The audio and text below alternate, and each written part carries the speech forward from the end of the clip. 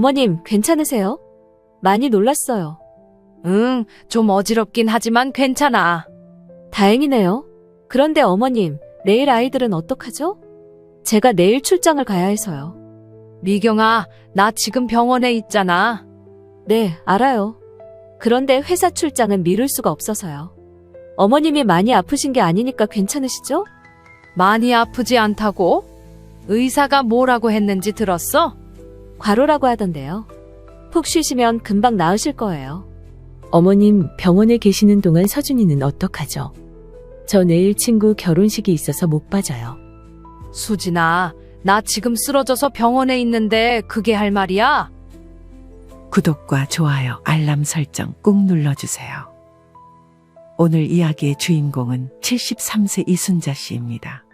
그녀의 아들 며느리에 관한 이야기입니다. 어제 밤 11시가 넘어서야 잠자리에 든 이 씨였지만 새벽 5시 반이면 어김없이 눈이 떠졌습니다. 나이가 들수록 잠이 줄어든다더니 정말 그런 것 같았습니다. 무릎 관절이 욱신거렸지만 일어나지 않을 수 없었습니다. 오늘도 어김없이 손자, 손녀들이 올 예정이었거든요. 세수를 하고 부엌으로 나온 이 씨는 냉장고 문을 열었습니다. 어제 마트에서 사온 계란과 우유, 아이들이 좋아하는 소시지와 김이 들어 있었습니다. 자신이 먹을 것보다 아이들 먹을 것부터 준비하는 게 습관이 되어버렸습니다. 그런데 이상했습니다.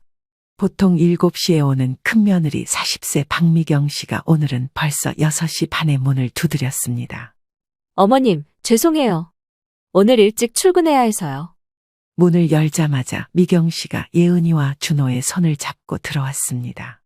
아이들은 아직 잠이 덜 깬 상태였습니다. 이렇게 일찍 왜 그래? 회사에서 임원진 회의가 있어서요. 준비할 게 많아서 일찍 가야 해요. 미경 씨는 말하면서도 이미 현관에 신발을 벗어놓고 있었습니다. 이 씨가 뭐라고 할 틈도 주지 않았습니다. 아이들 아침은 간단하게 해주시면 되고요. 저녁에 데리러 올게요. 몇 시에? 회의 끝나고 보고서도 정리해야 하니까 8시쯤요? 아니면 좀 더 늦을 수도 있어요. 8시라니 새벽 6시 반부터 저녁 8시까지면 거의 14시간을 아이들을 봐야 한다는 뜻이었습니다. 이 씨는 할 말을 잃었습니다. 그럼 전 가볼게요. 애들아, 할머니 말씀 잘 들어야 해. 미경 씨는 그 말만 남기고 바삐 나가버렸습니다. 이 씨는 멍하니 아이들을 바라봤습니다. 예은이와 준호는 소파에 앉아 멍하니 있었습니다. 아직 완전히 깨지 못한 상태였습니다. 배고프지? 할머니가 맛있는 거 해줄게. 아이들은 고개를 끄덕였습니다. 이 씨는 부엌으로 가서 계란찜을 만들기 시작했습니다. 소시지도 구워주고 김도 구워주었습니다. 아침부터 허리가 아팠지만 참았습니다. 그런데 아이들이 밥을 먹고 있을 때 휴대폰이 울렸습니다. 둘째 며느리 38세 정수진 씨였습니다. 어머님, 안녕하세요. 응, 수진이. 어머님, 오늘 갑자기 친구 아버지 장례식에 가야 해서요. 이따가 서준이 좀 봐주실 수 있을까요? 이 씨는 깜짝 놀랐습니다. 벌써 예은이랑 준호를 보고 있는데 서준이까지 봐달라는 것이었습니다. 수진아, 나 지금 예은이랑 준호 보고 있어서. 아, 그래요? 그럼 더 좋네요. 아이들끼리 같이 놀면 심심하지 않을 거예요. 심심하지 않을 거라니. 4살, 5살, 7살 아이 셋을 한꺼번에 돌보는 것이 쉬운 일인 줄 아는 모양이었습니다. 30분 후에 데려다 드릴게요. 정말 고마워요, 어머님. 수진 씨는 이순자 씨가 대답하기도 전에 전화를 끊어버렸습니다. 이 씨는 핸드폰을 내려다보며 깊은 한숨을 쉬었습니다. 오늘도 긴 하루가 될 것 같았습니다. 예은이가 할머니를 올려다봤습니다. 할머니, 왜 한숨 쉬어요? 아니야, 괜찮다. 이 씨는 억지로 웃어 보였습니다. 아이들에게 자신의 힘든 마음을 보일 수는 없었습니다. 정말로 30분 후 수진 씨가 서준이를 데리고 왔습니다. 그리고는 저녁 늦게 데리러 올게요라는 말만 남기고 또 사라져 버렸습니다. 이순자 씨의 작은 거실에 아이 셋이 모였습니다. 벌써부터 시끄러워지기 시작했습니다. 이 씨가 이렇게 살게 된 데는 긴 사연이 있었습니다. 25년 전 남편 이기철 씨가 갑작스런 심장마비로 세상을 떠났을 때 이 씨는 48세였습니다. 그때 큰아들 민수는 고등학교 2학년, 둘째 민호는 중학교 3학년이었습니다.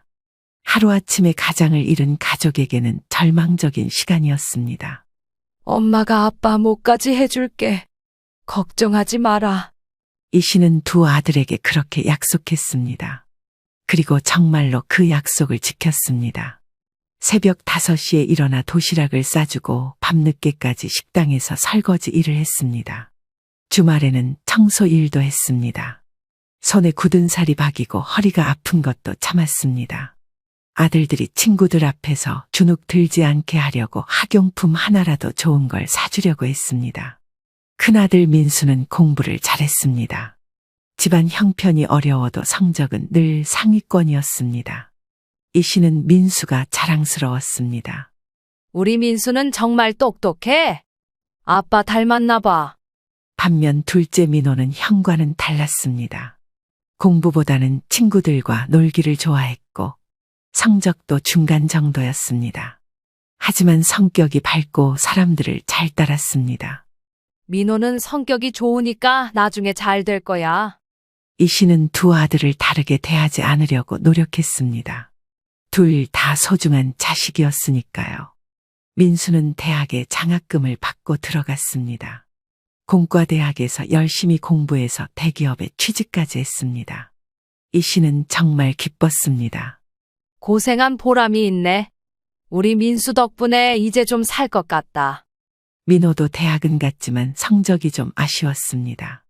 그래도 졸업 후에 공무원 시험에 합격해서 안정적인 직장을 구했습니다. 민호도 이제 공무원이니까 평생 걱정 없겠네. 두 아들이 모두 결혼할 때 이 씨는 정말 행복했습니다. 힘들게 키운 보람이 있다고 생각했습니다. 민수가 먼저 결혼했습니다. 신부는 박미경 씨였습니다. 대학교 후배였는데 똑똑하고 당차 보였습니다. 어머님, 잘 부탁드려요. 앞으로 딸처럼 가까이서 모실게요. 결혼식 날 미경 씨가 그렇게 말했을 때 이 씨는 정말 고마웠습니다. 2년 후 민호도 결혼했습니다. 신부는 정수진 씨였습니다. 대학 후배였는데 얌전하고 예의 바른 아이로 보였습니다.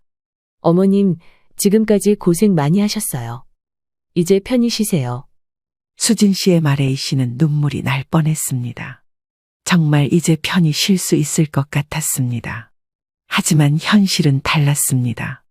처음에는 괜찮았습니다. 두 며느리 모두 명절에도 잘 오고 가끔 안부 전화도 했습니다. 이순자 씨도 며느리들이 고마웠습니다. 그런데 손자, 손녀들이 태어나기 시작하면서 상황이 달라졌습니다. 민수네에서 먼저 예은이가 태어났습니다. 이 씨는 너무 기뻤습니다. 첫 손녀였거든요. 아이고, 우리 예은이. 할머니가 얼마나 기다렸는지 몰라. 그런데 미경 씨는 출산 휴가가 끝나자마자 직장에 복귀했습니다. 그리고 자연스럽게 이순자 씨에게 아이를 맡기기 시작했습니다. 어머님, 어린이집은 너무 비싸고 믿을 수가 없어서요. 어머님이 봐주시면 안심이 되고요.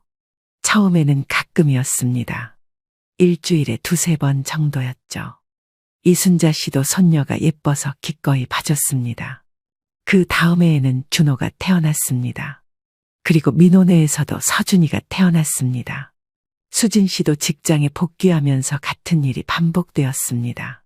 어머님이 아이들을 너무 잘 봐주셔서 안심이 돼요. 정말 감사해요. 처음에는 고마워하는 며느리들을 보며 이순자 씨도 뿌듯했습니다. 자신이 필요한 사람이라는 생각이 들었거든요. 하지만 시간이 지나면서 점점 부담이 되기 시작했습니다. 가끔이었던 것이 일주일의 대부분이 되었고, 나중에는 거의 매일이 되었습니다. 70이 넘은 나이에 하루 종일 아이들을 돌보는 것은 정말 힘든 일이었습니다. 그런데 며느리들은 이것을 당연하게 여기기 시작했습니다. 고마워하는 말도 점점 줄어들었습니다. 이 씨는 이런 생각을 했습니다. 내가 너무 쉽게 해줬나? 하지만 이미 엎질러진 물이었습니다. 문제는 아이들이 좀 더 자란 후부터 시작되었습니다.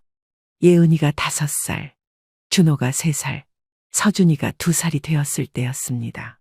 이 씨는 이제 정말 힘들다는 것을 느꼈습니다. 아이 셋을 동시에 돌보는 것은 보통 일이 아니었거든요. 어느 날 이 씨는 용기를 내서 큰며느리 미경 씨에게 말했습니다. 미경아, 나도 이제 나이가 있다 보니까 힘이 많이 딸려. 어머님, 무슨 말씀이세요? 아직 정정하시잖아요. 그래도 아이 셋을 매일 보는 건 좀. 아, 그럼 며칠 쉬세요. 어린이집에 일시적으로 맡길게요. 미경 씨는 그렇게 말했지만 결국 어린이집에 맡기지 않았습니다. 며칠 후 다시 아이들을 데려왔거든요. 어머님, 어린이집이 너무 비싸더라고요. 한 달에 100만 원이 넘어가요. 차라리 그 돈으로 어머님께 용돈 드리는 게 낫겠어요. 용돈을 준다는 말에 이 씨는 조금 기대했습니다. 그동안 기저귀값, 분유값, 간식비까지 모두 자신이 부담했거든요. 하지만 미경 씨가 준 돈은 한 달에 고작 30만 원이었습니다. 이게 뭐야? 어머님, 요즘 경기가 안 좋아서요. 집 대출도 있고 해서 많이 못 드려서 죄송해요. 30만 원으로는 아이들 간식비도 부족했습니다. 하지만 이 씨는 뭐라고 말할 수 없었습니다. 둘째 며느리 수진 씨는 더했습니다. 어머님, 저희는 공무원이라 월급이 정해져 있잖아요. 그런데 요즘 물가가 너무 올라서 생활비가 빠듯해요. 수진 씨는 용돈도 주지 않았습니다. 대신 가끔 과일이나 반찬을 사다 주곤 했습니다. 어머님, 돈보다는 정성이 중요하다고 생각해요. 정성이라니 이 씨는 허탈했습니다. 그런데 더 문제는 며느리들의 태도였습니다. 점점 더 당연하게 여기기 시작한 것입니다. 어느 날 미경 씨가 전화를 걸어왔습니다. 어머님, 내일 회사 야유회가 있어서요. 아이들 좀 봐주세요. 야유회? 그건 일이 아니잖아. 어머님, 회사 사람들과의 친목도 중요한 일이에요. 승진에도 영향이 있고요. 승진에 영향이 있다니 이 씨는 할 말을 잃었습니다. 수진 씨는 더 가관이었습니다. 어머님, 요가 선생님이 개인 레슨을 해준다고 해서요. 이런 기회가 흔하지 않거든요. 요가는 취미 활동이잖아. 어머님, 요가는 건강을 위한 운동이에요. 제가 건강해야 서준이도 잘 키울 수 있잖아요. 건강을 위한 운동이라니. 73세인 자신은 건강에 대해서는 생각도 못하고 있는데 말입니다. 이순자 씨가 정말 화가 난 일이 있었습니다. 어느 토요일, 이 씨는 오랜만에 병원에 가야 했습니다. 무릎이 너무 아픈 데다 혈압약도 떨어져 가고 있었거든요. 미경아, 내가 내일 병원에 가야 해서 아이들을 못 볼 것 같아. 어머님, 왜 하필 토요일에 병원을 가세요? 평일에 가시면 안 돼요? 평일에는 아이들 봐야 하니까 못 가잖아. 그럼 어떡해요? 저희도 약속이 있는데. 결국 이 씨는 병원 가는 것을 포기했습니다. 며느리보다 자신의 건강이 덜 중요한 것 같았습니다. 명절 때는 더 가관이었습니다. 추석 연휴에 이 씨는 혼자서 차례 음식을 모두 준비했습니다. 전도 부치고 나물도 무치고 고기도 삶았습니다. 그런데 두 며느리는 늦게 와서는 이렇게 말했습니다. 어머님, 요즘 트렌드는 간편하게 차례를 지내는 거래요. 굳이 이렇게 많이 준비하실 필요 없었는데. 맞아요. 요즘에는 다들 사서 해요. 어머님이 고생하셨네요. 고생했다고 하면서도 도와주지는 않았습니다. 오히려 음식에 대해 이런저런 지적만 했습니다. 전이 좀 짜네요. 나물에 참기름이 부족한 것 같아요. 이 씨는 정말 화가 났습니다. 혼자서 이틀 동안 준비한 음식에 대해 불평만 하다니. 그럼 너희가 해보든지. 그러자 두 며느리가 놀란 표정을 지었습니다. 어머님, 왜 그러세요? 저희가 뭘 잘못했나요? 어머님이 해주시니까 고마워서 하는 얘기인데요. 고마워서 하는 얘기라니. 이 씨는 어이가 없었습니다. 이날 이후로 이 씨는 확실히 깨달았습니다. 이 며느리들에게 자신은 그냥 무료로 부려먹을 수 있는 사람일 뿐이라는 것을 말입니다. 하지만 이 씨는 참았습니다. 손자, 손녀들이 귀여웠고 아들들에게 피해를 주고 싶지 않았거든요. 그런데 이것은 시작에 불과했습니다. 시간이 지나면서 며느리들의 행동은 더욱 뻔뻔해졌습니다. 어느 월요일 아침, 이 씨는 갑작스런 복통으로 화장실에서 나올 수 없었습니다. 설사가 심해서 몸에 기운이 하나도 없었습니다. 분명히 어제 먹은 음식이 상한 것 같았습니다. 그런데 바로 그때 큰며느리 미경 씨가 아이들을 데리고 왔습니다. 어머님, 안녕하세요. 오늘도 부탁드려요. 미경아, 나 지금 몸이 좀 안 좋아서 어디 아프세요? 감기세요? 배가 아파서 화장실을 계속 가야 해. 아, 그래요? 그럼 애들이 조용히 놀게 할게요. 어머님은 쉬세요. 미경 씨는 그렇게 말하고는 아이들만 남겨두고 가버렸습니다. 이순자 씨가 아픈 건 전혀 고려하지 않았습니다. 결국 이 씨는 몸이 아픈 채로 하루 종일 아이들을 돌봐야 했습니다. 화장실을 가려고 할 때마다 아이들이 울었습니다. 할머니, 어디 가요? 같이 가요. 할머니, 배고파요.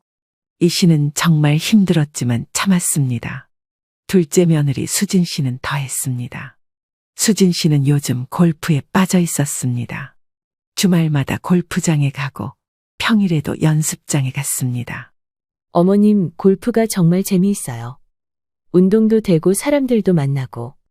그러면서 자연스럽게 서준이를 맡겼습니다. 오늘 골프 레슨이 있어서 서준이 좀 봐주세요. 저녁 늦게 데리러 올게요. 수진아, 너 요즘 골프만 치는 것 같은데. 어머님, 골프는 운동이에요. 제가 건강해야 아이도 잘 키우죠. 항상 그런 식으로 핑계를 댔습니다. 어느 날은 이런 일도 있었습니다. 이순자 씨가 오랜만에 친구들과 약속을 잡았습니다. 중학교 동창회였는데 1년에 한 번 있는 모임이었습니다. 미경아, 내가 다음 주 목요일에 동창회가 있어서 아이들을 못 볼 것 같아. 어머님, 동창회요? 꼭 가셔야 해요.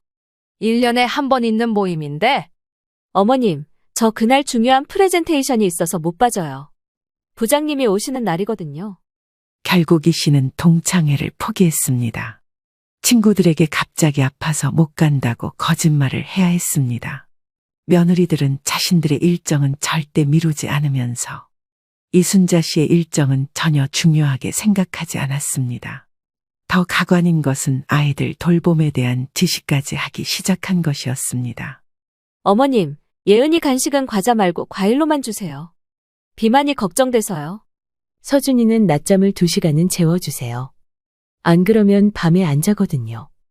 아, 그리고 준호 기저귀는 꼭 이 브랜드로만 써주세요. 다른 건 발진이 생겨요. 온갖 주문을 다 했습니다. 마치 유료 육아도우미에게 지시하는 것처럼 말입니다. 그런데 정작 아이들이 다치거나 아프면 이순자 씨 탓을 했습니다. 어느 날 예은이가 놀다가 무릎을 까졌습니다. 아이들끼리 놀다가 넘어진 것이었는데 그리 심하지 않은 상처였습니다. 하지만 미경 씨는 화를 냈습니다. 어머님, 어떻게 아이가 다칠 때까지 안 보고 계셨어요? 흉터라도 남으면 어떡해요? 아이들끼리 놀다가 넘어진 거야. 심한 상처도 아니고. 어머님, 아이 돌봄은 정말 신경을 써야 하는 일이에요. 조금만 방심해도 큰일 날 수 있다고요. 이 씨는 어이가 없었습니다. 30년 전에 두 아들을 키울 때는 이보다 더 크게 다쳐도 별일 아니었는데 말입니다. 수진 씨도 마찬가지였습니다. 서준이가 감기에 걸렸을 때였습니다. 어머님, 서준이가 감기에 걸렸어요. 어머님이 아이를 너무 얇게 입히신 것 같아요. 요즘 날씨가 따뜻해서 그렇게 입힌 건데. 아이들은 어른보다 추위를 더 타요. 더 신경 써주셔야 해요. 감기는 누구나 걸릴 수 있는 건데 마치 이순자 씨 잘못인 것처럼 말했습니다. 이순자 씨가 가장 화가 난 일은 따로 있었습니다. 어느 일요일, 이 씨는 교회에 가려고 했습니다. 한 달에 한 번 정도 가는 것이었는데 마음의 위안을 얻고 싶었습니다. 그런데 수진 씨가 갑자기 전화를 걸어왔습니다. 어머님, 갑자기 친정에 급한 일이 생겨서요. 서준이 좀 봐주실 수 있을까요? 수진아, 나 오늘 교회 가려고 하는데. 어머님, 교회는 언제든 갈 수 있잖아요. 근데 친정 일은 오늘 해결해야 해서요. 친정일이 급하다길래 어떤 일인지 물어봤습니다. 무슨 일인데? 어머니가 새로 산 김치냉장고 설치하는 날이거든요. 김치 냉장고 설치하는 일이 교회 가는 것보다 급하다는 것이었습니다. 이 씨는 정말 화가 났지만 또 참았습니다. 하지만 며느리들의 행동은 갈수록 심해졌습니다. 이제는 이순자 씨를 완전히 자신들의 전속 육아 도우미로 생각하는 것 같았습니다. 이 씨는 속으로 이런 생각을 했습니다. 내가 이렇게 살아도 되는 건가? 하지만 아직은 참았습니다. 손자, 손녀들 때문이었습니다. 그런데 정말 큰일이 벌어진 날이 있었습니다. 어느 화요일 오후였습니다. 이 씨는 예은이, 준호, 서준이 세 아이를 동시에 돌보고 있었습니다. 아이들이 거실에서 뛰어다니며 놀고 있을 때였습니다. 갑자기 이순자 씨 눈앞이 캄캄해지더니 몸이 휘청거렸습니다. 혈압이 급격히 올라간 것 같았습니다. 며칠 전부터 목 뒤가 뻣뻣하고 어지러웠는데 그날따라 특히 심했습니다. 아이고, 이 씨는 소파에 겨우 앉았습니다. 가슴이 두근거리고 숨이 가빴습니다. 손도 떨렸습니다. 할머니, 왜 그래요? 아파요? 괜찮다, 괜찮아. 할머니가 잠깐만 쉬면 돼. 하지만 상황은 괜찮지 않았습니다. 이 씨는 의식을 잃고 소파에서 그대로 쓰러졌습니다. 예은이가 무서워서 울기 시작했습니다. 할머니, 깨어나요. 준호와 서준이도 따라서 울었습니다. 아이들은 어떻게 해야 할지 몰라서 그저 울기만 했습니다. 그때 다행히 이웃집 최 씨가 이상한 소리를 듣고 와서 현관문을 두드렸습니다. 순자야, 무슨 일이야? 아이들 우는 소리가 나는데. 때마침 손주들이 현관문을 열어줘서 최 씨는 급하게 문을 열고 들어왔습니다. 아이고, 순자야. 이게 무슨 일이야?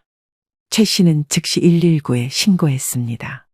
구급차가 와서 이순자 씨를 병원으로 옮겼습니다. 병원에서 검사 결과 과로와 스트레스로 인한 급성 고혈압 발작이었습니다. 잘못하면 뇌출혈까지 갈 수 있는 위험한 상황이었습니다. 의사가 말했습니다. 환자분이 많이 피곤하셨나 봐요. 스트레스도 상당하시고 안정을 취하셔야 해요. 최 씨가 며느리들에게 연락했습니다. 그런데 두 며느리의 반응은 정말 충격적이었습니다. 먼저 큰 며느리 미경 씨가 병원에 왔습니다. 어머님, 괜찮으세요? 많이 놀랐어요. 응, 좀 어지럽긴 하지만 괜찮아. 다행이네요. 그런데 어머님, 내일 아이들은 어떡하죠? 제가 내일 출장을 가야 해서요. 이 씨는 귀를 의심했습니다. 자신이 쓰러져서 병원에 누워 있는데 첫 번째 걱정이 내일 아이 돌봄이라니. 미경아, 나 지금 병원에 있잖아. 네, 알아요. 그런데 회사 출장은 미룰 수가 없어서요. 어머님이 많이 아프신 게 아니니까 괜찮으시죠? 많이 아프지 않다고? 의사가 뭐라고 했는지 들었어? 과로라고 하던데요. 푹 쉬시면 금방 나으실 거예요. 미경 씨는 정말로 이순자 씨가 내일도 아이들을 봐주기를 기대하고 있었습니다. 둘째 며느리 수진 씨는 더했습니다. 어머님, 병원에 계시는 동안 서준이는 어떡하죠? 저 내일 친구 결혼식이 있어서 못 빠져요. 수진아, 나 지금 쓰러져서 병원에 있는데 그게 할 말이야? 어머님, 저도 걱정돼요. 그런데 친구 결혼식은 미룰 수 있는 게 아니잖아요. 이 씨는 정말 어이가 없었습니다. 자신의 건강보다 출장과 결혼식이 더 중요한 모양이었습니다. 의사가 이틀 정도 입원하라고 했지만 며느리들은 전혀 이해하지 못했습니다. 어머님, 이틀이나요? 너무 긴 것 같은데. 하루만 계시고 내일 퇴원하시면 안 될까요? 맞아요. 요즘 의사들이 너무 과하게 진료하는 경향이 있어요. 의사 말보다 자신들 말이 맞다고 생각하는 것 같았습니다. 결국 이 씨는 하루만 입원하고 집으로 돌아가야 했습니다. 온몸이 아직 어지럽고 힘들었지만 말입니다. 집에 돌아간 다음 날 더 가관인 일이 벌어졌습니다. 미경 씨가 정말로 아이들을 데려왔습니다. 어머님, 출장 못 미뤄서요. 그냥 조용히 놀게 할게요. 미경아, 나 아직 어지러워. 어머님, 그냥 소파에 누워 계세요. 아이들 혼자서도 잘 놀아요. 7살, 5살 아이가 혼자서 잘 논다니. 정말 어처구니 없었습니다. 수진 씨도 마찬가지였습니다. 어머님, 결혼식은 절친이라 정말 못 빠져요. 결혼식이 시어머니 건강보다 중요한 모양이었습니다. 이 씨는 몸이 아픈 채로 또다시 아이 셋을 돌봐야 했습니다. 어지러워서 제대로 서 있지도 못하는데 말입니다. 그날 오후 최 씨가 찾아왔습니다. 순자야, 약은 먹고 있어? 응, 먹고 있어. 그런데 아이들은 왜 또 있어? 너 어제 쓰러졌잖아. 며느리들이 일이 있다고 해서. 일이 있다고. 너 쓰러진 게 어제인데. 최 씨는 정말 화가 났습니다. 순자야, 이건 아니야. 며느리들이 너무한다. 그래도 손자 손녀들인데 어떡해. 손자, 손녀가 중요한 게 아니라 네 건강이 중요하지. 최 씨의 말이 맞았습니다. 하지만 이 씨는 어떻게 해야 할지 모르겠었습니다.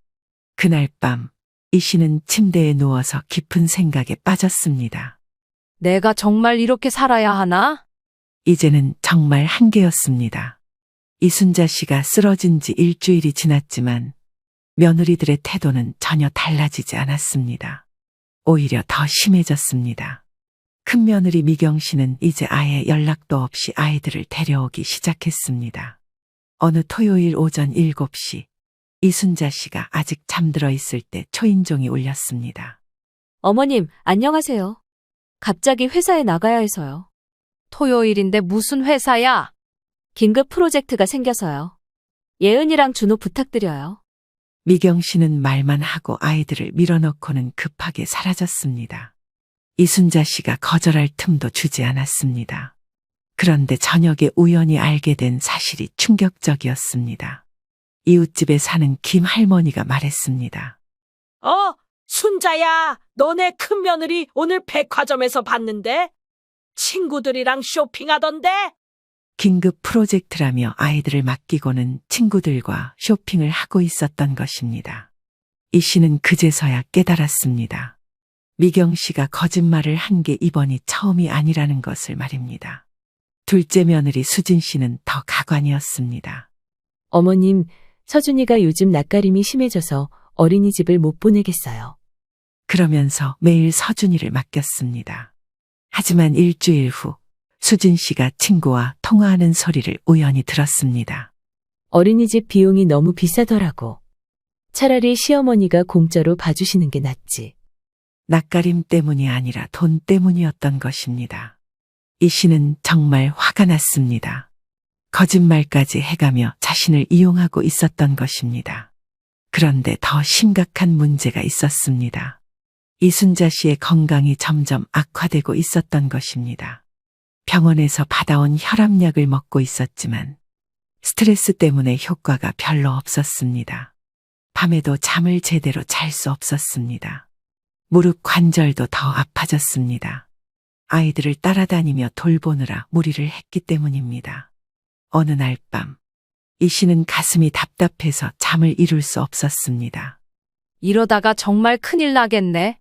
하지만 며느리들에게 말해봐야 소용없다는 것을 알고 있었습니다. 그래서 이 씨는 아들들에게 직접 전화해 보기로 했습니다. 먼저 큰아들 민수에게 전화했습니다. 어머니, 무슨 일이세요? 민수야, 엄마가 요즘 몸이 너무 안 좋아서 말이야. 아, 어머니, 지금 회의 중이어서 나중에 다시 전화 드릴게요. 그러고는 전화를 끊어버렸습니다. 그리고 다시 전화는 오지 않았습니다. 둘째 민호에게도 전화했습니다. 어머니, 안녕하세요. 민호야, 엄마 말 좀 들어봐. 요즘 너무 힘들어서. 어머니, 무슨 일이에요? 수진이가 뭔가 잘못했나요? 잘못했다는 게 아니라 너무 자주 서준이를 맡겨서 엄마가 힘들다는 거야. 어머니, 수진이도 일하는 사람이에요. 좀 이해해 주세요. 엄마도 73살인데. 어머니는 집에 계시잖아요. 손자 봐주는 게 그렇게 힘드세요? 아들조차 며느리 편만 들었습니다. 이 씨는 절망감을 느꼈습니다. 아들들도 며느리들과 똑같은 생각을 하고 있었던 것입니다. 설상가상으로 며느리들은 이제 이순자 씨의 생활까지 간섭하기 시작했습니다. 어머님, 요즘 TV를 너무 크게 보시는 것 같아요. 아이들 교육이 안 좋아요. 어머님, 집에 음식 냄새가 너무 나요. 환기를 자주 시켜주세요. 자신의 집에서도 눈치를 봐야 하는 상황이 되었습니다. 어느 날은 이런 일도 있었습니다. 이순자 씨가 오랜만에 동네 목욕탕에 가려고 했습니다. 몸도 아프고 기분도 우울해서 목욕이라도 하고 싶었거든요. 그런데 수진 씨가 갑자기 나타났습니다. 어머님, 어디 가세요? 목욕탕 좀 가려고. 어머님, 지금 서준이 낮잠 시간인데요. 깨면 어떡하려고 가세요? 금방 다녀올게. 아이 혼자 두고 가면 안 되죠. 사고라도 나면 누가 책임져요? 결국 이 씨는 목욕탕도 못 갔습니다. 자신의 집에서도 자유롭게 나갈 수 없는 상황이 되었습니다. 그날 밤, 이 씨는 혼자 눈물을 흘렸습니다. 내가 언제부터 이렇게 살았나? 평생 자식들을 위해 살아왔는데, 이제는 며느리들의 눈치만 보며 살고 있었습니다. 친구들과의 약속도 못 잡고 교회도 못 가고 목욕탕도 못 가는 상황이었습니다. 그런데 정작 며느리들은 자신들의 약속은 절대 취소하지 않았습니다. 골프도 치고 쇼핑도 하고 친구들과 여행도 다녔습니다. 모두 이순자 씨가 아이들을 봐주기 때문에 가능한 일들이었습니다. 이 씨는 자신이 정말 불쌍해졌습니다. 이런 생각이 들었습니다. 내가 무료 베이비시터가 되어버렸네. 그리고 더 무서운 생각이 들었습니다. 이 상황이 언제까지 계속될까? 손자, 손녀들은 아직 어렸습니다. 앞으로 몇 년은 더 이런 식으로 살아야 할지도 모르는 일이었습니다. 이 씨는 정말 막막했습니다. 그때 최 씨가 찾아왔습니다. 순자야, 얼굴이 왜 이렇게 안 좋아? 영수가 나 정말 모르겠어. 뭘? 내가 어떻게 살아야 할지. 이 씨는 최 씨에게 모든 상황을 털어놓았습니다. 최 씨는 이순자 씨의 이야기를 다 듣고 나서 한참 동안 말이 없었습니다. 그러다가 갑자기 화를 내기 시작했습니다. 순자야, 너 정말 이렇게 당하고만 있을 거야. 그래도 손자, 손녀들인데 어떡해. 손자, 손녀가 뭐가 중요해? 네가 죽으면 그만이야. 최 씨의 말에 이 씨는 깜짝 놀랐습니다. 순자야, 솔직히 말해봐. 너 지금 행복해? 행복하다고는 못하지만 그럼 됐어. 너 나이가 몇 살인데 이렇게 살 거야? 73살. 73살이면 얼마 안 남았어. 그런데 남은 인생을 며느리들 눈치 보며 살 거야? 최 씨의 말이 이순자 씨의 마음을 흔들었습니다. 순자야, 내가 옆집에서 지켜보니까 알겠어. 저 며느리들은 앞으로도 절대 안 바뀔 거야. 그래도가 아니야. 너 이번에 쓰러졌을 때 며느리들이 뭐라고 했어? 내일 아이들 어떡하냐고 했잖아. 그 말에 이 씨는 할 말이 없었습니다. 순자야, 너 이대로 살면 진짜 죽어. 그럼 나 어떡하라고? 나가. 뭐? 이 집 나가라고. 이 씨는 최 씨가 무슨 말을 하는지 이해할 수 없었습니다. 순자야, 이 집이 너 명이지? 응, 그럼 팔아. 집을 팔라고. 그래, 집 팔고 너 혼자 살 집 구해서 나가. 그리고 며느리들하고 연락 끊어. 영수가 그게 말이 돼. 내 자식들인데. 자식이 뭐가 중요해? 너를 이렇게 대하는 자식들이 무슨 자식이야? 최 씨의 말이 점점 설득력 있게 들렸습니다. 순자야, 솔직히 말해봐. 저 며느리들이 너 죽어도 눈물 한 방울 안 흘릴 거야. 그렇지는 않을 거야. 아니야. 너 죽으면 도리어 좋아할 거야. 이제 무료 베이비시터 없어졌다고 걱정만 할 거야. 그 말에 이 씨는 소름이 돋았습니다. 하지만 틀린 말이 아닌 것 같았습니다. 순자야, 너 생각해봐. 지금까지 며느리들이 너한테 고마워한 적이 언제야? 글쎄, 한 번도 없잖아. 다 당연하게 생각하고 있어. 최 씨가 계속 말했습니다. 그리고 너 돈도 한 푼 안 주잖아. 어린이집비가 한 달에 100만 원인데 너한테는 30만 원도 안 줘. 그건 그래. 순자야, 너 언제까지 이렇게 당할 거야? 너도 사람이야. 니네 인생이 있다고. 이 씨는 최 씨의 말을 듣고 있으니 정말 화가 났습니다. 그럼 내가 어떻게 해야 해? 내가 말했잖아. 집 팔고 나가라고. 집 팔면 어디서 살아? 작은 아파트 하나 사서 혼자 살면 되잖아. 순자야, 이 집이 얼마나 나가는지 알아? 한 8억 정도 될까? 그 정도면 작은 아파트 사고도 돈이 남을 거야. 그 돈으로 편하게 살면 되잖아. 최 씨의 말이 점점 현실적으로 들렸습니다. 그리고 순자야, 너 휴대폰 번호도 바꿔. 번호도 바꿔? 그래, 아예 연락 못하게 해버려. 그럼 애들은 어떻게? 애들? 그 며느리들이 알아서 하겠지. 지금까지 너만 당연하게 생각했으니까. 이 씨는 상상해 봤습니다. 자신이 갑자기 사라진다면 며느리들이 어떻게 할까요? 아마 처음에는 당황할 것입니다. 하지만 어쩔 수 없이 어린이집을 보내거나 다른 방법을 찾겠죠. 순자야, 너 지금 결정해야 해. 계속 이렇게 살 거야? 아니면 네 인생을 찾을 거야? 그런데 영수가 내가 갑자기 사라지면 며느리들이 경찰에 신고하지 않을까? 신고하면 어때? 너 집 판 돈 가지고 나간 게 뭐가 나빠? 그것도 그렇네. 순자야, 너 한 번만 생각해봐. 네가 지금까지 며느리들한테 해준 게 얼마나 많은데. 이 씨는 계산해 봤습니다. 지난 몇 년 동안 아이들 간식비, 기저귀값, 분유값, 그리고 자신의 시간과 건강까지. 정말 많이 해줬지. 그런데 고마워한 적이 한 번이라도 있어? 없었네. 그럼 됐어. 이제 너도 네 인생 살아야지. 최 씨가 마지막으로 말했습니다.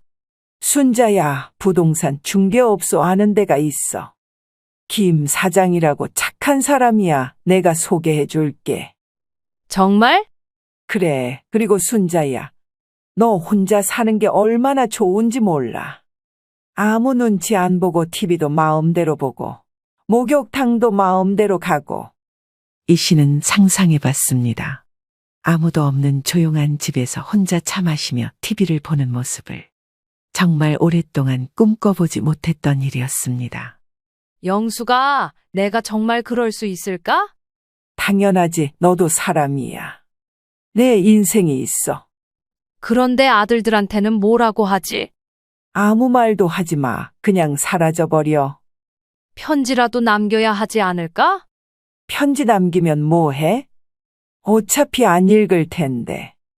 최 씨의 말이 맞는 것 같았습니다. 영수가 정말 고마워. 네가 아니었으면 나 정말 모르겠었어. 뭐가 고마워. 친구끼리 이런 것도 못 도와주면 뭐 하겠어. 이 씨는 마침내 결심을 굳혔습니다. 그래, 해보자. 이제 내 인생을 살아보자. 이 씨는 그 다음 날부터 바로 행동에 옮겼습니다. 최 씨가 소개해준 부동산 중개업자 김 사장을 만났습니다. 할머니, 정말 파실 건가요? 네, 팔아야 해요. 이 동네 시세가 좋아서 금방 팔릴 것 같은데요. 일주일 안에 계약 들어올 겁니다. 김 사장의 말대로 정말 일주일 만에 집이 팔렸습니다. 이 씨는 그 돈으로 조용한 동네에 있는 작은 아파트를 샀습니다. 투룸짜리 깔끔한 집이었습니다. 그리고 며느리들에게는 아무 말도 하지 않았습니다. 이사하는 날, 최 씨가 도와주러 왔습니다. 순자야, 이제 정말 시원하겠다. 응, 나도 이제야 숨통이 트이는 것 같아. 이 씨는 간단한 집만 챙겼습니다. 새로운 시작에는 새로운 물건들이 어울린다고 생각했거든요. 그리고 휴대폰 번호도 바꿨습니다. 며느리들이 이순자 씨가 사라진 것을 안 건 그 다음 주 월요일이었습니다. 큰 며느리 미경 씨가 평소처럼 아이들을 데리고 왔는데 집 현관문이 열리지 않는 것입니다. 어머님, 어디 계세요? 문을 아무리 두드려도 대답이 없었습니다. 이상해서 관리사무소에 물어봤더니 충격적인 사실을 알게 되었습니다. 아, 거기요? 일주일 전에 이사 나가셨는데요. 이사를 갔다고요? 네, 집도 팔고 가셨어요. 미경 씨는 당황해서 이순자 씨에게 전화를 걸었지만 연결되지 않았습니다. 여보세요? 어머님, 어머님. 하지만 현재 사용하지 않는 번호입니다라는 안내 멘트만 들렸습니다. 수진 씨도 마찬가지였습니다. 어머님이 갑자기 사라지셨다고요? 그럼 서준이는 어떡하죠? 나도 몰라요. 어머님이 아무 말씀도 안 하시고 가버리셨어요. 두 며느리는 완전히 당황했습니다. 그동안 당연하게 여겼던 무료 육아 도우미가 갑자기 사라져버린 것입니다. 그럼 이제 어린이집을 보내야 하나요? 어린이집비가 한 달에 100만 원 넘어가는데 어떡해요? 그래도 어쩔 수 없잖아요. 두 며느리는 이제야 이순자 씨가 얼마나 큰 도움을 주고 있었는지 깨달았습니다. 아들들도 당황했습니다. 어머니가 집을 팔고 사라지셨다고. 왜? 저도 몰라요. 갑자기 연락이 안 돼요. 어머니 핸드폰도 안 되고? 번호가 바뀐 것 같아요. 아들들은 경찰서에 신고까지 했습니다. 하지만 경찰은 이렇게 말했습니다. 본인 명의 집을 팔고 이사 간 것은 범죄가 아닙니다. 실종신고 대상도 아니고요. 결국 아무것도 할 수 없었습니다. 한편 이 씨는 새 집에서 정말 행복하게 살고 있었습니다. 아침에 일어나서 커피를 마시며 창밖을 바라보는 것이 이렇게 평화로울 수가 없었습니다. 아, 이게 사는 거구나. 아무도 간섭하지 않으니 TV도 마음대로 볼 수 있었습니다. 목욕탕도 언제든 갈 수 있었습니다. 최 씨가 자주 놀러 왔습니다. 순자야, 얼굴이 완전히 달라졌네. 정말? 응, 전에는 항상 피곤해 보였는데 지금은 생기가 돌아. 이순자 씨도 거울을 보니 정말 달라진 것 같았습니다. 표정도 밝아지고 피부도 좋아졌습니다. 그런데 며느리들은 어떻게 됐어? 몰라. 알고 싶지도 않아. 영수가 나 요즘 정말 행복해. 당연하지. 이제야 네 인생을 사는 거야. 이 씨는 그동안 못했던 일들을 하나씩 해나갔습니다. 오랫동안 못 만났던 친구들과도 만났습니다. 순자야, 너 어디 살고 있어? 연락이 안 되더라. 이사했어. 이제 혼자 살아. 혼자? 며느리들은? 그 사람들은 나랑 상관없어. 친구들은 이순자 씨의 이야기를 듣고 모두 박수를 쳤습니다. 와, 너 정말 잘했다. 나도 며느리 때문에 스트레스 받는데 부럽다. 이 씨는 문화센터에도 등록했습니다. 서예 수업을 듣기 시작했습니다. 할머니, 글씨체가 참 좋으시네요. 젊었을 때 좀 배웠었거든요. 30년 만에 다시 잡은 붓이었지만 손에 익었습니다. 그리고 이 씨는 여행도 다녔습니다. 최 씨와 함께 제주도도 가고 부산도 갔습니다. 영수가 여행이 이렇게 재미있는 줄 몰랐어. 그래, 앞으로 더 많이 다니자. 며느리들은 그 후에도 계속 이순자 씨를 찾아다녔습니다. 하지만 이 씨는 절대 연락하지 않았습니다.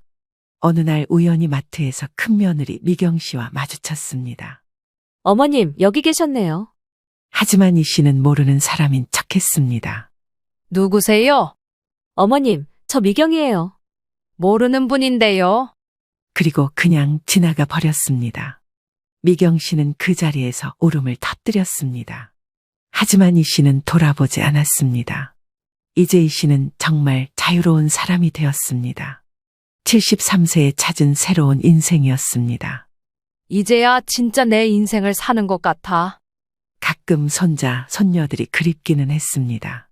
하지만 후회하지는 않았습니다.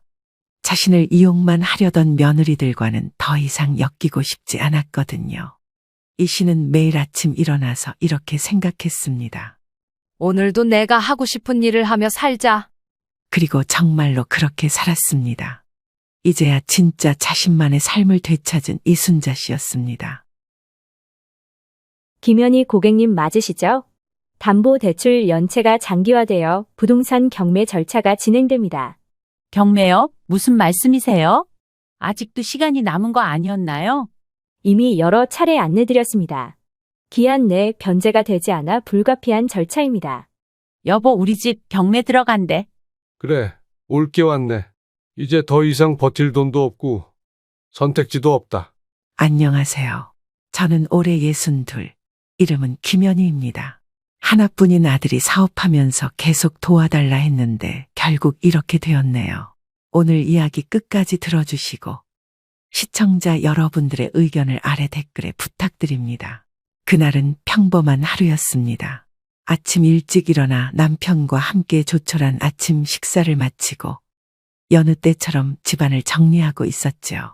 그러다 낯선 번호로 걸려온 전화를 받았습니다. 여보세요? 고객님, 대출 상환이 2개월째 연체되어 있어 안내드리기 위해 연락드렸습니다. 순간 숨이 멎는 듯 했습니다.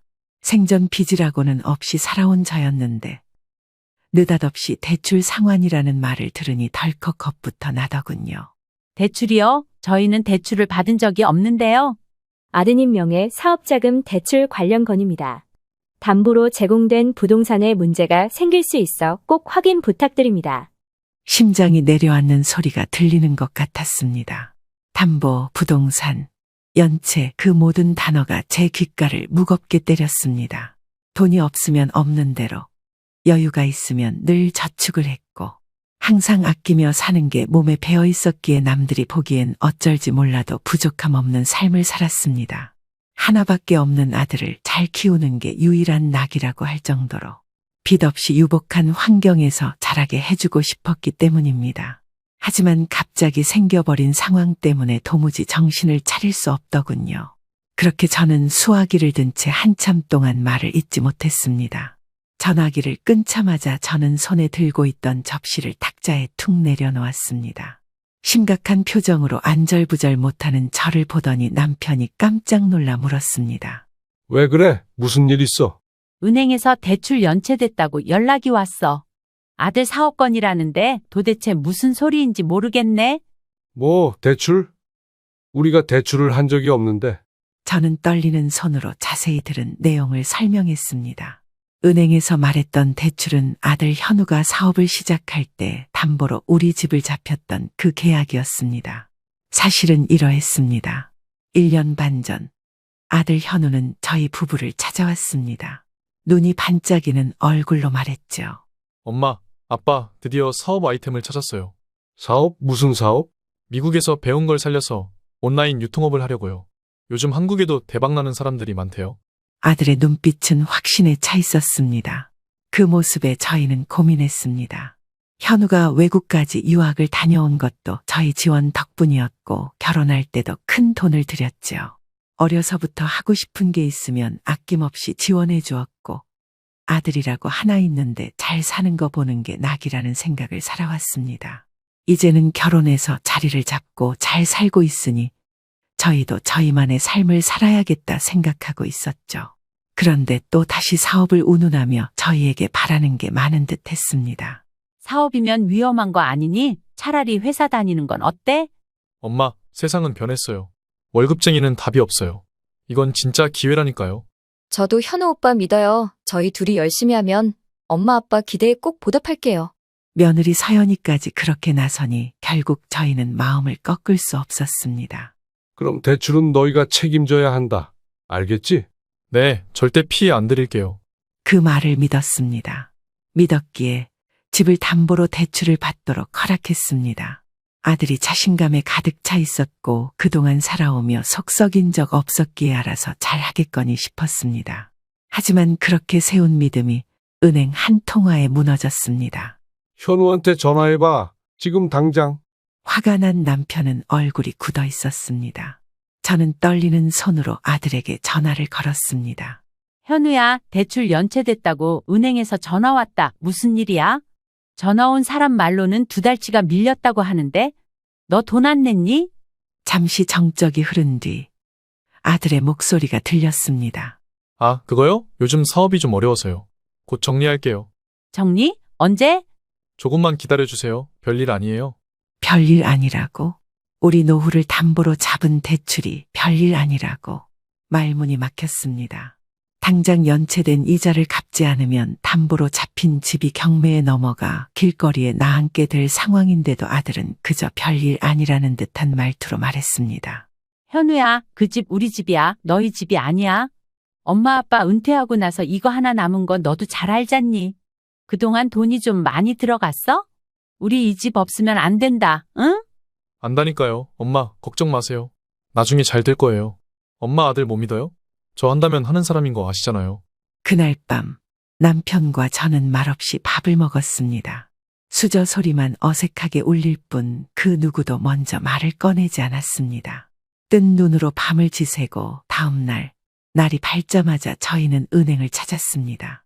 창구에서 받은 서류를 들고 나오는 동안 저는 하늘을 올려다봤습니다. 푸른 하늘이었지만 내 마음은 한없이 어두웠습니다. 대출 금액, 이자, 연체료까지 내야 할 금액은 상상 이상이었습니다. 이자만 매달 400이 넘어. 평생 모은 돈보다도 더 무거운 숫자였습니다. 저희 부부는 서로 아무 말 없이 집으로 돌아왔습니다. 밥도 잘 넘어가지 않았고 입으로 들어가는지 코로 들어가는지도 몰랐죠. 앞으로 어떻게 살아야 하나 막막하기도 하고 어디서부터 잘못된 건지 생각을 해야 했습니다. 그리고 그날 밤 남편은 담배를 물고 베란다에 섰습니다. 저는 조심스럽게 다가갔습니다. 여보, 우리 어떡해? 애들한테는 더 이상 기대하지 말자. 그래도 현우, 우리 아들이잖아. 지금 이런 꼴을 당하고도 우리 집 담보로 잡아가 놓고 아직도 우리 그 돈 당장 갚지 못하면 길거리에 나앉게 되는 거야. 집이고 뭐고 아무것도 남는 게 없다고. 현우가 그걸 다 갚아줄 놈이었으면 이런 상황까진 오게 하면 안 되는 거 아니야? 적어도 우리한테 이렇다 저렇다 말이라도 했어야지. 자식이라고 다 감싸줄 거야. 언제까지 그럴 건데? 당장 먹고 살기 힘들어진다는데 그 놈의 자식이 무슨 소용이야. 우리도 이제 노후를 생각해야 될 나이인 거 몰라? 내가 지금까지 어떻게 살았는데 어떻게? 남편의 목소리에 울분이 실려 있었습니다. 저는 그저 고개를 떨궜습니다. 아들을 탓하고 싶지 않았습니다. 하지만 분명한 건 이제 저희 둘이 이 상황을 견뎌야 한다는 것이었습니다. 며칠 뒤 아들 현우가 집에 들렀습니다. 남편은 당장이라도 아들에게 달려들 기세였지만 어떻게든 말로 해결해보자고 설득을 해둔 상태였습니다. 오랜만에 보는 아들은 어색한 웃음을 지었습니다. 엄마, 아빠, 죄송해요. 근데 지금은 도와줄 수 있는 상황이 아니에요. 그게 할 소리냐? 우리 노후가 걸린 일인데. 아버님, 어머님, 저희도 진짜 힘들어요. 저도 알바까지 하고 있다니까요. 며느리까지 그렇게 나오니 저는 더는 아무 말도 할 수 없었습니다. 그래, 알았다. 그렇게 아들은 떠났습니다. 무겁게 닫히는 현관문 소리가 제 심장까지 내려치는 것 같았습니다. 그날 밤 텅 빈 거실에 둘만 남았습니다. 저희 둘은 말없이 소파에 앉아 있었습니다. 결국 이렇게 되는 거구나. 내가 뭘 했어? 해결책 없다고 했지. 이제 나도 내 방식으로 할 거야. 당신은 그런 줄 알아. 넋 놓고 있다가 정말 아무것도 못해. 우리고 먹고는 살아야 할 것 아니야. 지금까지 힘들게 고생했는데 이렇게 한순간에 인생 날릴 거야? 난 그렇게 못해. 남편의 말에 저도 눈물을 삼켰습니다. 한때는 세상에서 가장 든든하게 느껴졌던 아들, 그 아들이 우리를 이렇게 만든 것입니다. 그날 밤 정말 많은 생각을 했습니다. 오래전 남편을 만나 결혼을 하고 아들 현우를 낳았을 때 벅차고 기뻤던 그 감정, 아들을 키워오며 겪어온 그 모든 시간들이 부정당하는 느낌이었습니다. 저희 부부는 아들의 일이라면 아낌없이 지원을 해주었습니다. 자식이라고는 하나 있는데 재벌까지는 아니어도 해줄 수 있는 만큼은 해주고 싶었으니까요. 현우가 대학을 다니던 시절 유학을 가고 싶다고 했습니다. 한국에서도 공부는 할 수 있지만 더 넓은 세상을 보고 싶어요. 세계 무대에서 일하는 게 제 꿈이에요. 그 말이 얼마나 대견스럽던지요. 남편과 저는 그날 밤 둘이 소주 한 잔 기울이며 이야기했습니다. 연희야, 기특하긴 한데 돈은 어쩌지? 우리 둘이 벌면 돼. 애가 꿈이 있다는데 그걸 꺾을 수는 없잖아. 당장 학비에, 생활비에 집도 팔아야 할 수도 있어. 괜찮아. 다시 모으면 되지. 애 꿈을 위해서라면. 그렇게 시작된 유학 준비. 학교 등록금, 비자 발급비, 비행기표, 현지 생활비까지 매달 수백만 원이 나가는 걸 보면서도 저희는 웃었습니다. 남편과 제가 일을 하고 있던 상황이라 돈이 없진 않았지만 평생 모아온 돈으로 집도 사고 아들 학비도 보태주고 하다 보니 큰 여윳돈이 없었을 뿐이었죠. 그래도 알뜰하게 살면서 저축도 조금씩 하고 아들이 원하는 유학도 보내줄 수 있었습니다. 처음엔 혼자서 고생할까 걱정되어 더 넉넉히 보냈습니다. 여보, 현우가 밥이라도 제대로 먹어야지. 조금 더 보내자. 또 벌써 지난달에도 더 보냈잖아. 우리 지난달에 못 넣은 적금 이번 달에 넣기로 했는데 그럼 또 차질이 생기잖아. 이제 막 적응하는 중이잖아. 한 번만 더 도와주자. 이왕 도와주는 거 확실하게 밀어줘야지. 당신도 현우가 어디 가서 잘못 지낸다고 하면 마음 불편하잖아. 하지만 아들의 메신저에는 짧은 답변만 돌아왔습니다. 잘 지내요. 고마워요. 그래도 그 한마디면 충분했습니다. 뭘 더 바랄 게 있었겠습니까? 아이가 꿈을 이루기 위해 열심히 산다면 부모는 뒷바라지만 하면 됐으니까요. 그러나 생각만큼 쉽지 않았습니다. 현우가 유학한 지 2년쯤 지났을 때 남편이 다니던 회사에서 정리해고를 당했습니다. 연희야, 나 오늘 회사 짐 뺐어. 뭐라고? 갑자기 왜? 구조조정이야. 오래 버틴 게 용하지. 나이도 있고 이제 나가라 이거지 뭐. 그래도 오래 일했다. 다행히 하는 형님이 일자리 바로 구해주신다고 했는데 그것도 알아보고 아니면 가진 돈으로 뭐라도 해봐야지. 저는 무너지는 심정을 감추며 말했습니다. 괜찮아. 내가 더 일할게. 그 무렵 저도 직장에서 과중한 업무에 시달렸습니다. 그러나 오히려 더 악착같이 일했습니다. 아들의 학비가 끊기면 안 되었으니까요. 그리고 남편이 회사를 그만두고 반년 정도가 지났을 즈음 조그만 공장을 빌려 소규모 하청업을 시작했습니다. 저는 주말에도 아르바이트를 뛰었습니다.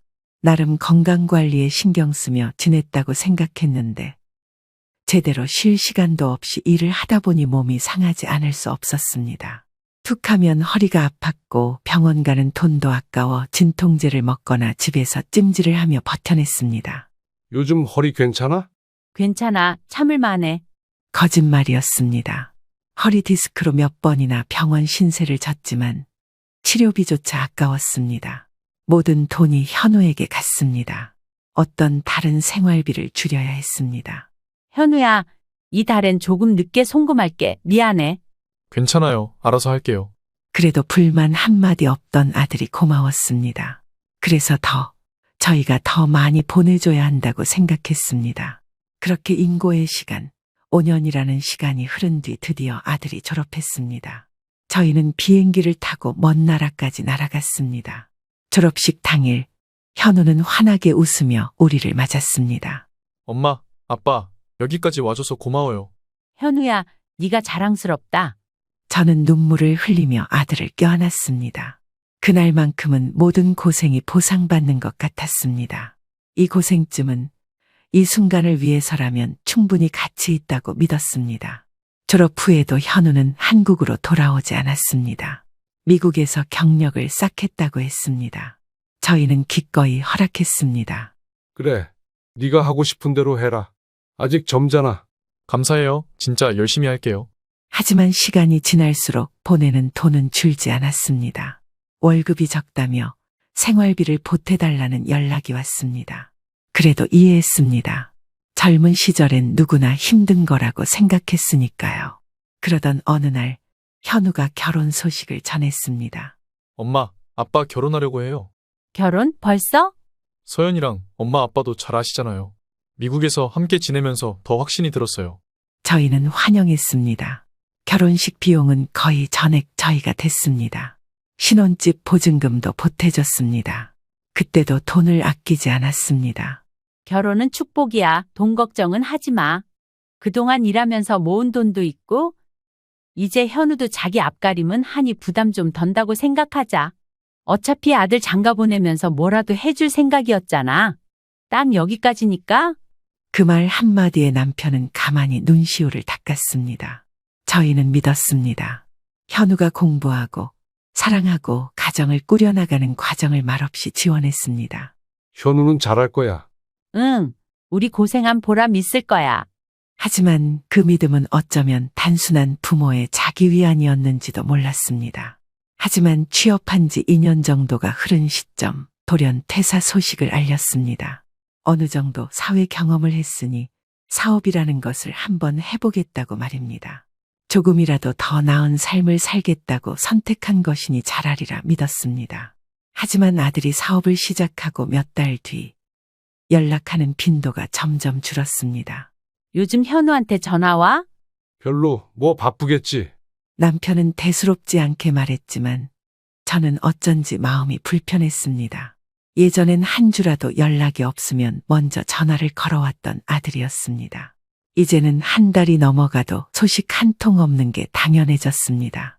저는 걱정되는 마음에 먼저 전화를 걸었습니다. 현우야, 잘 지내니?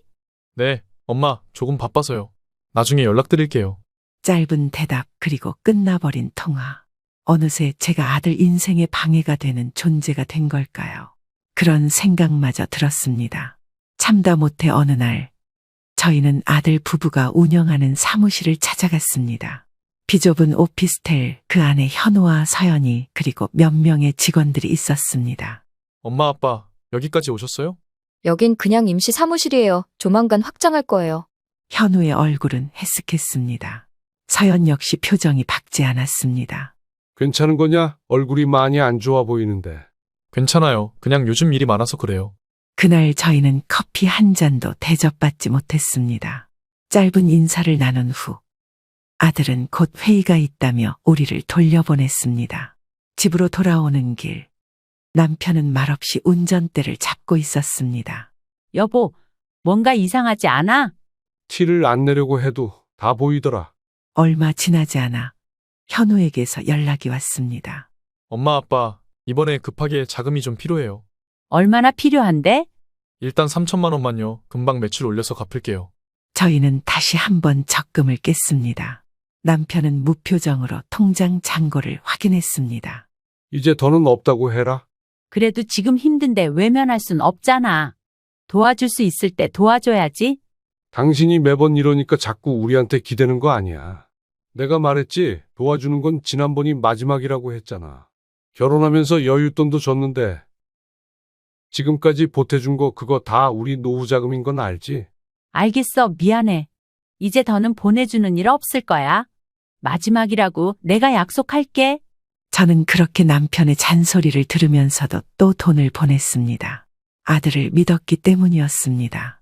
하지만 그 뒤로도 자금 요청은 계속됐습니다. 1천, 2천, 많을 땐 5천까지. 어쩌다 한번 전화할 때마다 아들의 목소리는 무거웠고 그 안에는 미안함 대신 당연함이 자리하고 있었습니다. 그러던 중 지인의 입을 통해 충격적인 소문을 들었습니다. 현우가 친구 박상훈과 함께 시작한 사업이 생각만큼 탄탄하지 않다는 이야기였습니다. 그쪽 사업 돈만 빨아먹고 거의 운영 안 된다던데 상훈이 그 녀석이 문제 많대. 저는 믿을 수 없었습니다. 아들은 단 한 번도 이런 이야기를 한 적이 없었습니다. 상훈이는 아들과 함께 사업을 시작한 동업자였습니다. 그런데 다른 사람에게서 문제가 많다는 이야기를 들으니 조바심이 났습니다. 불안해진 저는 남편에게 조심스럽게 말을 꺼냈습니다. 혹시 우리가 모르는 일 있는 거 아닐까? 있어도 이제 와서 뭘 어쩌겠냐? 이미 돈 다 넣었는데. 남편은 체념한 듯 말했습니다. 저는 결국 직접 아들에게 물어보기로 했습니다. 현우가 집에 들렀을 때였습니다. 현우야, 솔직히 말해. 사업 정말 괜찮은 거 맞아? 아들은 눈을 피하며 말했습니다. 괜찮아요. 그냥 지금은 조금 힘든 것뿐이에요.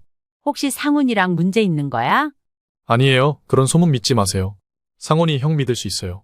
저는 더 캐묻고 싶었지만 아들이 움츠린 어깨를 보고 그만두었습니다. 그날 밤 남편과 저는 한참을 이야기했습니다. 여보, 현우는 이제 우리 손 떠났어. 원래 성격이었으면 미주알 고주알 다 이야기하던 녀석이잖아. 뭔가 숨기는 게 있어. 당당하지 못하잖아, 태도가. 아직은 아니야. 괜찮을 거야.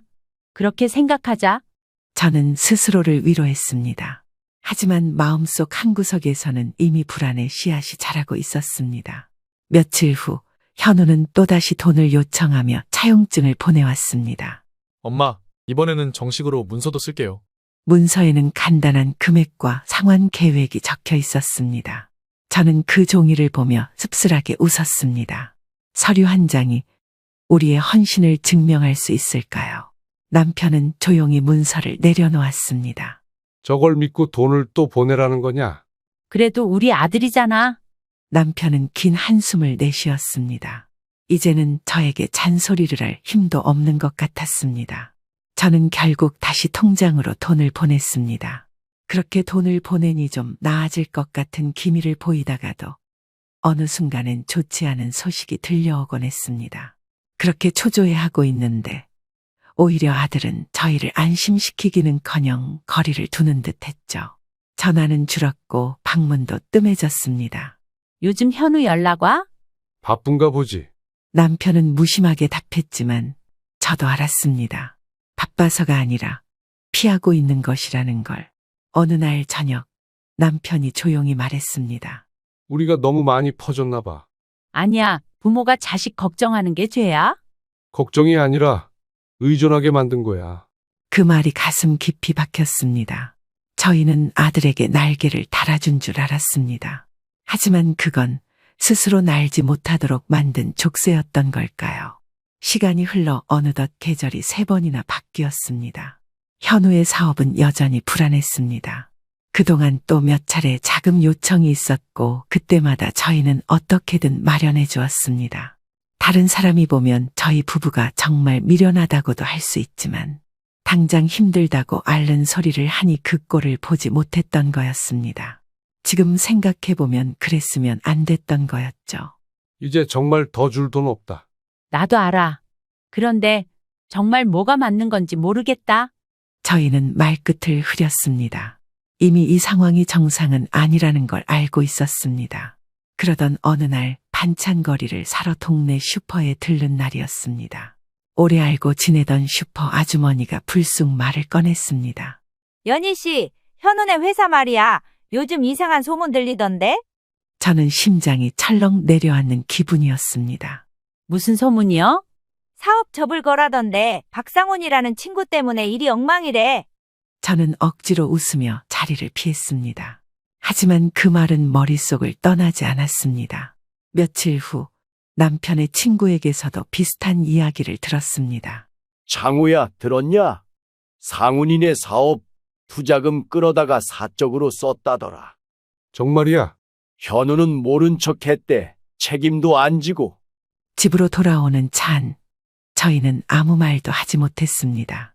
운전대 위로 남편의 손이 부들부들 떨리는 것이 보였습니다. 집에 도착하자마자 저는 아들에게 전화를 걸었습니다. 현우야, 상훈이랑 사업 문제 생긴 거 맞아? 엄마, 누가 그래요? 그런 거 아니에요. 걱정 마세요. 정말이야? 상훈이가 투자금 썼다는 말도 들었어. 그런 거 없어요. 다들 오해하는 거예요. 아들의 목소리는 평소보다 한층 높아져 있었습니다. 저는 그 순간 깨달았습니다. 아들은 뭔가를 숨기고 있었습니다. 며칠 뒤 며느리 서연이가 우리 집에 들렀습니다. 저는 조심스럽게 서연에게도 물었습니다. 서연아, 사업 괜찮은 거니? 아, 뭐 이제 어쩔 수 없죠. 어쩔 수 없다니? 상훈 오빠네 쪽에서 투자금 문제 일으킨 건 맞잖아요. 저희까지 피해봤어요. 순간 며느리가 아차 싶었는지 입을 막았습니다. 아, 그게 아무튼 걱정 마세요. 며느리는 얼버무리며 주섬주섬 짐을 챙겨 나갔습니다. 저는 텅 빈 거실에 앉아 멍하니 생각했습니다. 거짓말이었습니다. 두 사람이 저희에게 거짓말을 하고 있었습니다. 남편은 서류철을 뒤적이며 조용히 말했습니다. 애초에 우리 이름으로 집 담보 잡을 때부터 알아봤어야 했어. 그래도 현우는 우리 아들이잖아. 이젠 그만 정신 차리자. 당신도 그만해. 지금까지 퍼준 돈만 해도 몇 억이야. 그거 다 우리 노후 자금이고 빚도 내고 안 먹고 안 입고 준 돈들인데 난 더 이상 못하겠다. 남편의 얼굴엔 씁쓸함이 가득했습니다. 그동안 저희는 자식이니까라는 이유 하나로 모든 걸 감쌌습니다. 하지만 진실은 우리를 무참히 때리고 있었습니다. 며칠 후 저희는 현우와 마주 앉았습니다. 차마 미룰 수 없는 대화였습니다. 현우야, 솔직히 말해라. 사업 어떻게 된 거냐? 아빠, 진짜 별일 아니에요. 다 상훈이 형이 문제였어요. 그럼 너는 책임 없어? 저는 그냥 피해자예요. 저도 힘들어요. 그 한마디에 모든 희망이 꺼졌습니다. 그 말이 그렇게 쉽게 나오는 걸 보며 저희는 더 이상 아들을 이해할 수 없었습니다. 그날 대화는 싱겁게 끝났습니다. 아들은 변명만 늘어놓고 자리를 떴습니다. 남편은 소파에 깊이 주저앉으며 말했습니다. 우린 이제 남이야. 난 저 자식 내 아들이라고 생각 안 할 거야. 자기 때문에 부모가 이 꼴이 났는데 그게 할 말이야. 어이가 없다. 저는 아무 말도 할 수 없었습니다.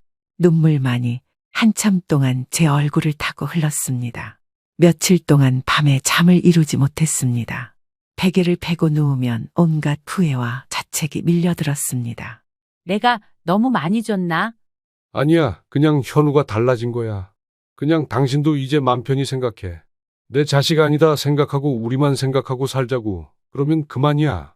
남편의 말에도 쉽게 마음을 놓을 수 없었습니다. 부모가 자식을 걱정하는 마음을 어찌 끊을 수 있겠습니까? 그러나 이제는 알았습니다. 더 이상 이렇게 살 수 없다는 것을. 며칠 뒤 현우에게서 또 연락이 왔습니다.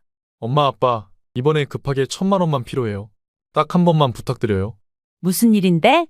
사무실 월세 밀려서 쫓겨나게 생겼어요. 정말 마지막이에요. 저는 말없이 남편을 바라보았습니다. 남편은 고개를 저었습니다. 이번엔 안 된다. 그만하자. 저는 떨리는 손으로 전화를 쥐었습니다. 현우야, 집으로 좀 와라. 우리가 진지하게 너한테 할 말이 있어서 그래. 저희는 아들을 집으로 불렀습니다. 오랜만에 집에 들어선 아들은 어색하게 웃었습니다. 엄마, 아빠, 저 왔어요. 현우야, 우리 얘기 좀 하자. 아들은 눈치를 보며 소파에 앉았습니다.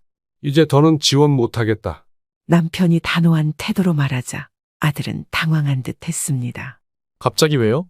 저 진짜 힘든 거 아시잖아요. 알아, 너무 잘 알아. 하지만 이제 우리도 우리 삶을 살아야겠어.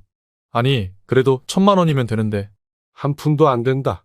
남편의 단호한 목소리에 거실 공기가 얼어붙었습니다. 그럼 저보고 죽으란 거예요?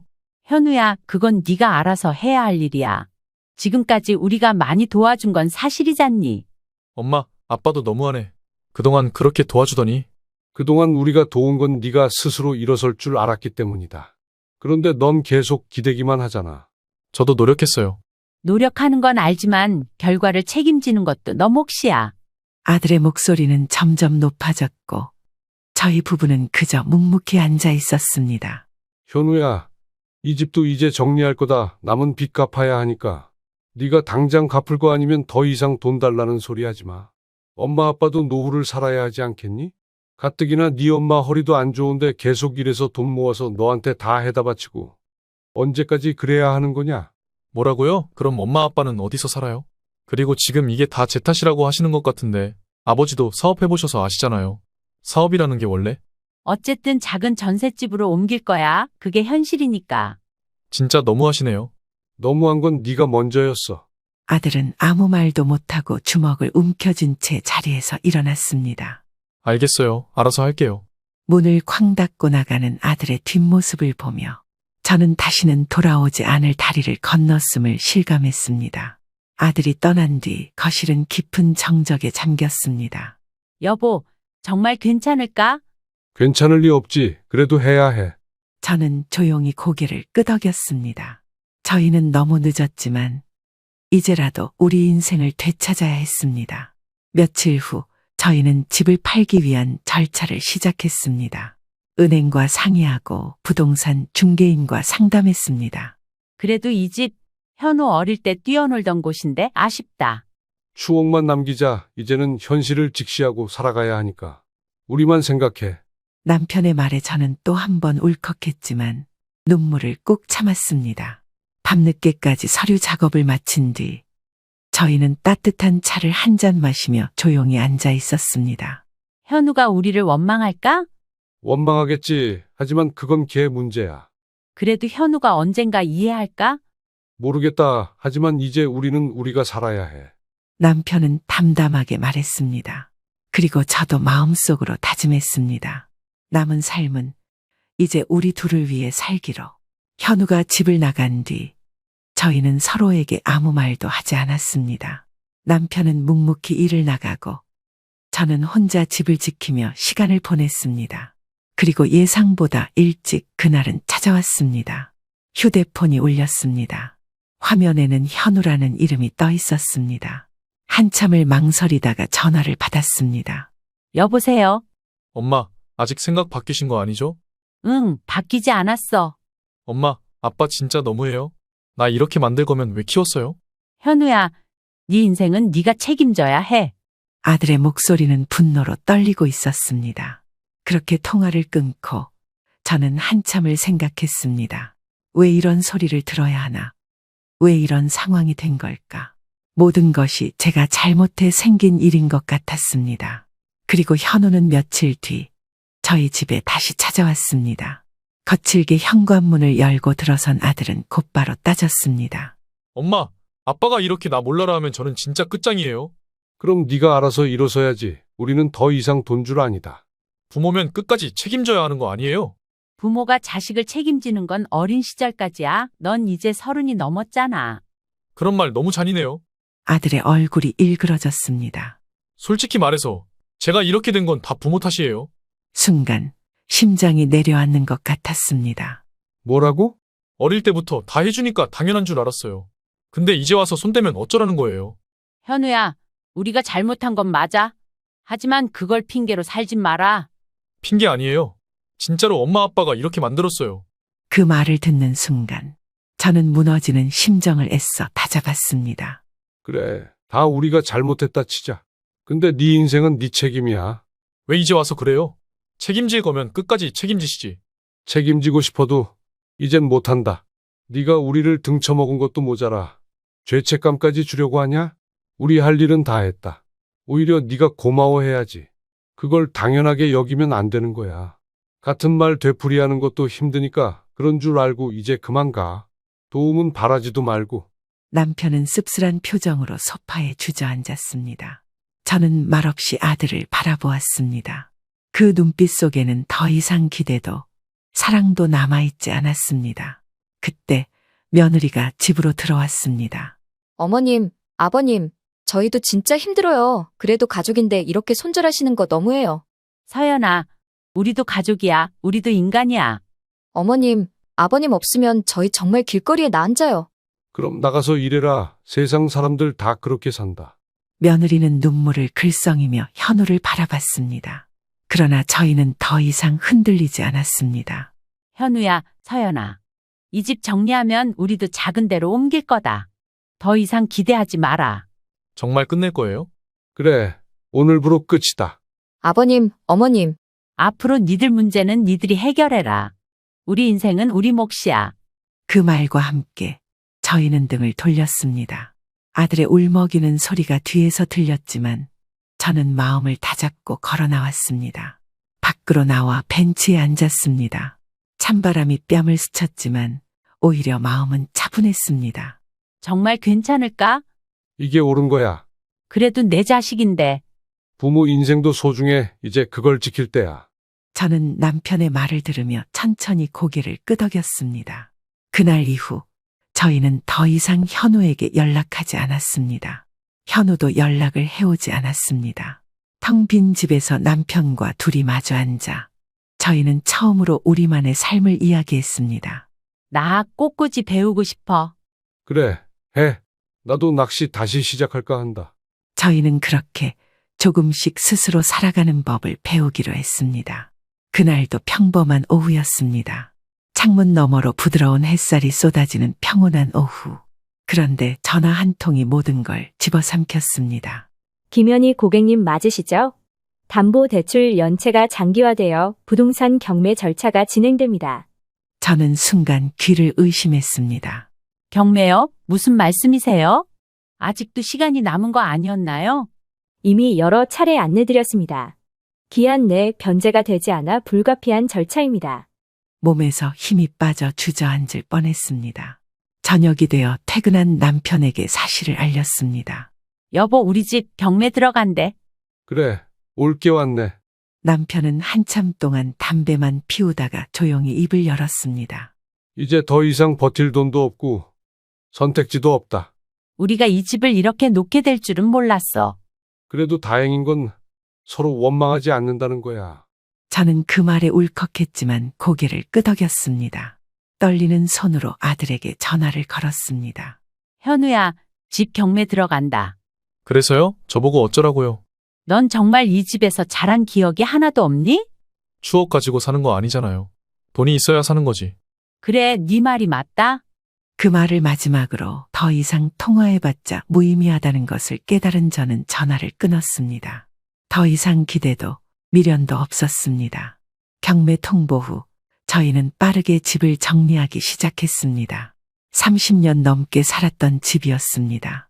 벽에 걸려있던 현우의 어린 시절 사진, 현관 앞키가 자라던 화분들, 주방에 남아있던 오래된 식탁, 모든 것이 손때 묻은 추억이었습니다.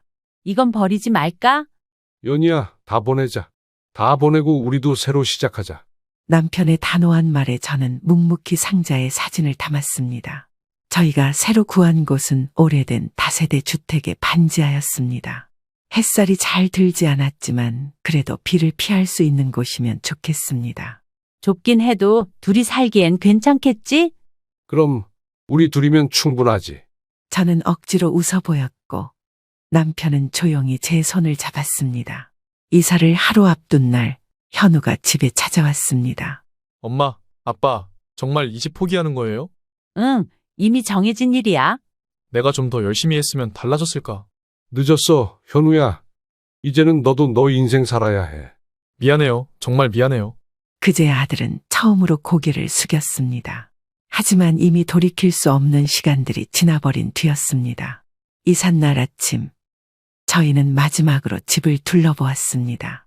여기서 현우가 처음 걸었었지. 그때 당신 없고 병원 간 것도 여기였어.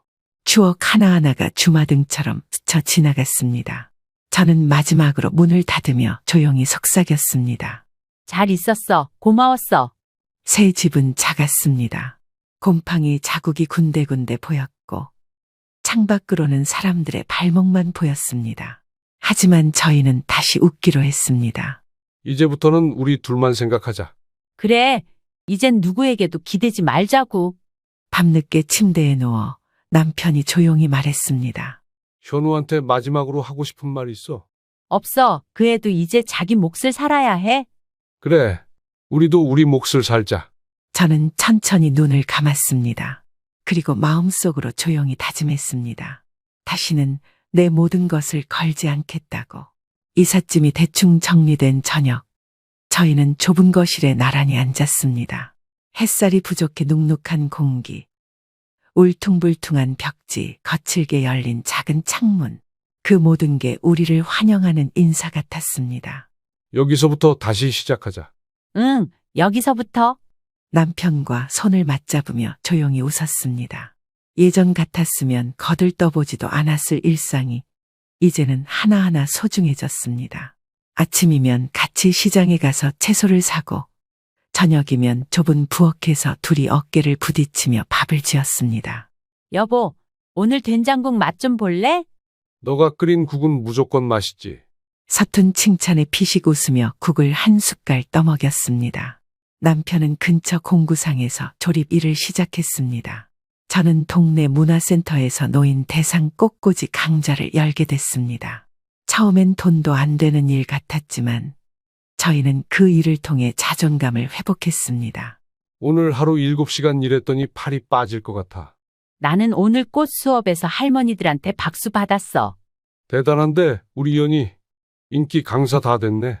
서로를 다독이는 말 한마디가 그렇게 위로가 됐습니다. 어느 날 지인을 통해 현우의 소식을 들었습니다. 현우가 다시 작은 회사에 취직했대. 아직은 힘들어 보이지만 착실히 살려고 한다더라. 저는 조용히 고개를 끄덕였습니다. 그래, 잘 됐네. 자기 힘으로 일어나는 게 제일 좋은 거야. 아들에게서 직접 연락이 오지는 않았지만 그게 오히려 더 나았습니다. 서로 기대지 않고 각자의 삶을 살아가는 것, 그것이야말로 진짜 독립이니까요. 주말이면 남편과 근처 공원에 갔습니다. 싸구려 커피를 손에 쥐고 나란히 벤치에 앉아 지나가는 사람들을 구경했습니다. 저기 봐, 손주랑 산책하는 할머니. 부러워? 조금? 우리도 언젠간 저렇게 되겠지. 그때까지 둘이 재미나게 살자. 저는 고개를 끄덕이며 손을 꼭 잡았습니다. 꽃꽂이 외에도 그림을 배우기 시작했습니다. 처음 잡아보는 붓이 어색했지만 그 어설픔조차 행복했습니다. 오늘은 해바라기를 그려봤어. 당신이랑 잘 어울린다. 밝고 단단하고. 남편의 말에 웃음이 터졌습니다. 누군가 나를 해바라기에 비유해 주다니 이 작은 기쁨이 너무도 소중했습니다. 어느 날 동네 축제에 나가게 됐습니다. 저는 제가 만든 꽃다발을 팔았고 남편은 행사장에서 자원봉사를 했습니다. 많은 사람들이 웃고 떠드는 가운데 저희는 마주보며 웃었습니다. 여보, 우리 참 잘 버텼지? 살아남았지. 그리고 더 단단해졌지. 그날 저희는 비싼 식당은 아니지만 작은 분식집에서 잔을 부딪히며 조촐한 축하를 했습니다. 가끔 오래된 기억이 스멀스멀 피어올랐습니다. 현우의 웃던 얼굴, 어린 시절 함께했던 순간들. 그러나 이제는 그 모든 기억에도 미련이나 후회 없이 작별을 고할 수 있었습니다. 잘 지내라, 우리 아들. 마음속으로 조용히 인사를 했습니다. 좁은 방 안에 따뜻한 밥 냄새가 퍼지고 낡은 소파 위에 함께 앉은 우리 둘. 이 정도면 인생 잘 산 거 아니야? 응, 나쁘지 않아. 아니, 아주 좋아. 저희는 그렇게 세상 어디보다 소박하지만 진짜 저희다운 삶을 시작했습니다. 더는 누구에게도 의지하지 않고 오롯이 저희만의 힘으로 반지하 집 생활에도 어느덧 익숙해졌습니다. 해는 여전히 잘 들지 않았지만 작은 창문을 열어두면 바람이 솔솔 들어왔습니다. 창밖에는 사람들이 바쁘게 오갔고 저희는 그저 그런 일상 속에 편안히 녹아들어갔습니다. 오늘은 공구상 사장님이 일찍 퇴근하라고 하더라. 좋네. 그럼 오늘은 장 봐서 고기라도 구워 먹자. 서로 웃으며 식탁을 차리는 그 시간이 이제는 인생 최고의 순간처럼 느껴졌습니다. 이사를 하고 한 달쯤 지났을 무렵 현우에게서 문자가 왔습니다. 엄마, 아빠, 저 이제 새 직장에 정규직 됐어요.